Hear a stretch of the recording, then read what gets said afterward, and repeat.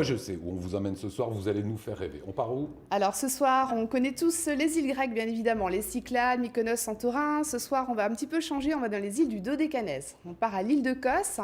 Plus près de la J'ai Turquie. choisi cette destination, effectivement, qui est beaucoup plus proche de la Turquie, située au large des côtes de la Turquie et l'est de la mer Égée, celle qu'on appelle l'île d'Hippocrate, qui fait partie des 160 îles et îlots de l'archipel du Dodécanèse.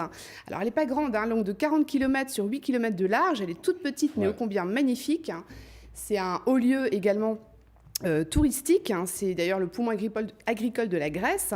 Belle destination, température annuelle moyenne de 25 degrés, de quoi profiter annuelle, c'est une moyenne, c'est quand même plutôt sympa.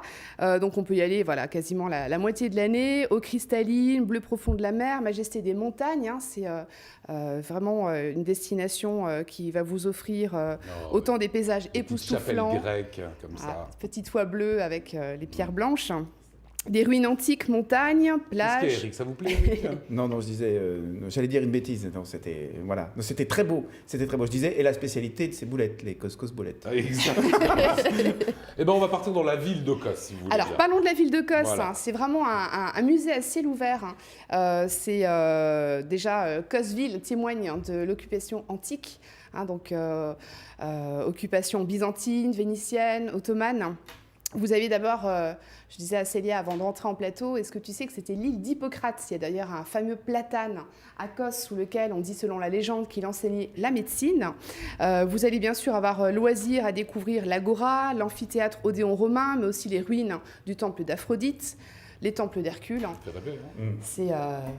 On peut vraiment allier histoire, découverte, plage, et puis aussi de la fête. 8 km, 40 km de long, ville animée, ça bouge? Ville animée, ça bouge, c'est bienvenue en Grèce, des tavernes, des bars, des restaurants, c'est très animé le soir. Tout ce qu'on aime. De la musique. Des ânes, des belles terrasses.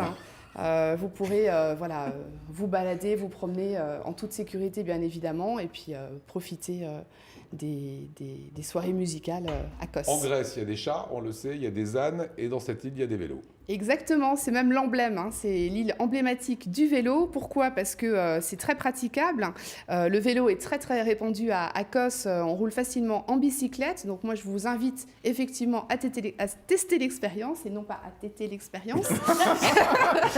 C'est Édouard Philippe, notre Premier ministre. Donc on pourra bien sûr facilement louer un vélo à peu près 5 € par jour pour la découvrir facilement. Vélo électrique aussi, depuis quelques années, bon plan vélo électrique pour se balader tout le long des côtes. C'est très facile, c'est du terrain plat, pas beaucoup de relief, donc n'hésitez pas à tenter l'expérience. Une fois qu'on s'est baladé à vélo, on va à la plage.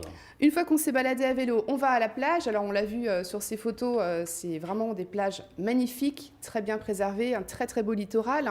Kos est réputé pour être mouillé par des eaux cristallines et une mer d'huile. D'ailleurs, il y a énormément de complexes hôteliers qui se sont construits à Kos. Parmi les plages favoris, vous avez Marmari et Tigaki par exemple. C'est beau, ces petits caïques, les petits bateaux de pêcheurs. Tous les turquoise, vendredis, grâce à vous, on a toujours le petit plus. C'est alors, le petit plus comme ça.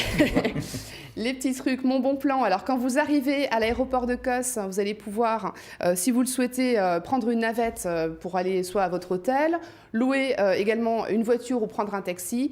La vie n'est pas très chère en Grèce. Il y a également des liaisons de bus. Quand vous sortez de l'aéroport, 30 mètres à gauche, vous avez un bus qui vous attend.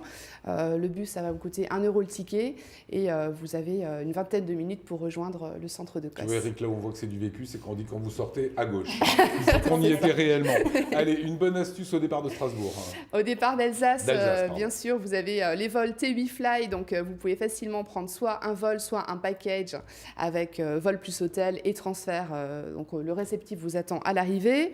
Comptez à peu près 400 € en package vol plus hôtel en petit déjeuner. Pour voir le coucher de soleil qu'on entend, c'est ça? Effectivement, c'est des images que vous aurez longtemps en tête.